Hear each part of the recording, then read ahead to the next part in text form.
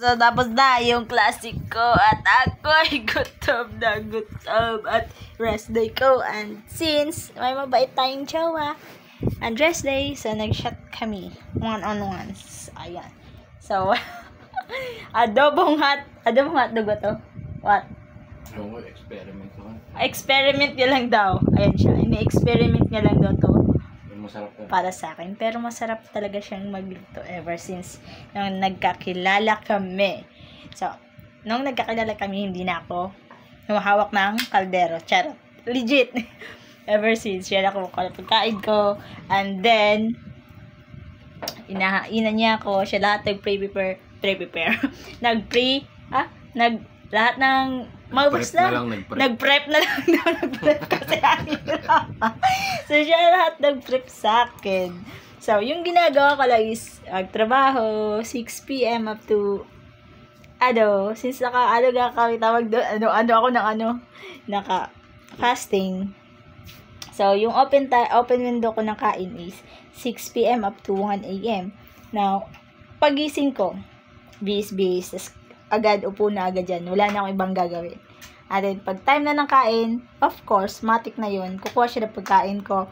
Until magmadaling araw, aantay niya talaga ako. Then, pag nagutom ako, sabi ko, gutom ako. Tapos, magluluto lang siya na kung ano pwede niyang ipakain sa akin. At, kape pa. So, pag hindi kapit kumain, sasabihin ko na, kape na lang, kape. Pero, pag after ng kape, nagugutom pa din ako. Pag last na klase na, sabihin ko, kain tayo siya. So, siya na lahat gumagawa sa akin. No? So, sana all na naman kayo dyan. So, humanap kayo noon. Charot. So, ayun lang naman, ikakashare ko sa inyo. Since wala akong magawa ngayon at ayaw kong mag-live. Kasi, wala lang. Alone time, as time, ganon, mag-jowa. Kasi rest day nga. Since hindi ko siya mabigyan ng quality time. Joey. Sabado to Thursday. Hindi ko siya mabigyan ng time. So, Friday is our time for shot, and then chill, and then kain, lambing. So, ganun po siya maalagain sa akin kahit na dragon po talaga ako minsan at hindi maintindihan ugali ko. Yes, I admit that. So, ayun po.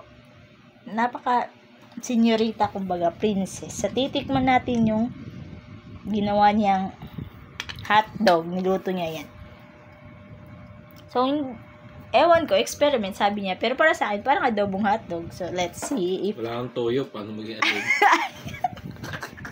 Nabobo na naman si ma'am. O, sige, i-bash niyo na naman.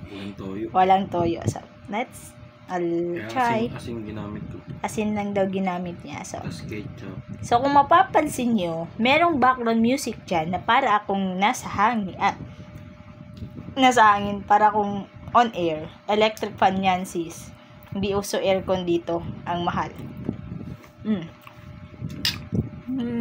Harap pa din. Harap pa din. Tapos usually sinasabi nyo, sarap pa din, parang hotdog. Syempre hotdog, masarap. May lasa yung hotdog. Electric pa no.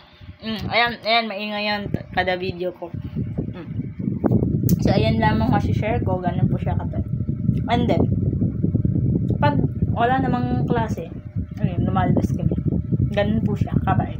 Ayan po. Pogi nga po yan, no? Charot.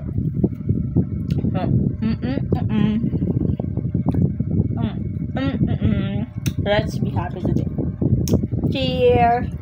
Hindi ko na ipakita. Baka maban na naman ang TikTok. Sasabihin shushu. Content shushu. Kasi last time, yung content kong isa.